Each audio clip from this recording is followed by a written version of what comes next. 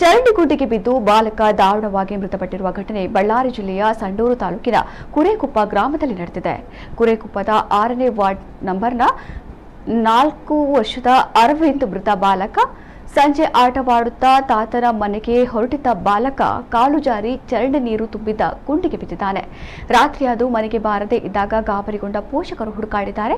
ತಡರಾತ್ರಿ ಚರಂಡಿ ನೀರಿನಲ್ಲಿ ಬಾಲಕನ ಮೃತದೇಹ ಸಿಕ್ಕಿದ್ದು ಕೂಡಲೇ ಪ್ರಜ್ಞಾಹೀನ ಸ್ಥಿತಿಯಲ್ಲಿದ್ದ ಬಾಲಕನನ್ನ ಜಿಂದಾಲ್ ಆಸ್ಪತ್ರೆಗೆ ಪೋಷಕರು ದಾಖಲಿಸಿದ್ದಾರೆ. ಆದರೆ ಬಾಲಕ ಸಾವನ್ನಪ್ಪಿದ್ದಾರೆ.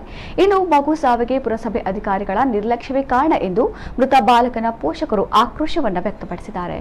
ಘಟನೆ ಸಂಬಂಧ ತೋರಣಗಲ್ ಪೊಲೀಸ್ ಠಾಣೆಯಲ್ಲಿ ಪ್ರಕರಣ ದಾಖಲಾಗಿದೆ.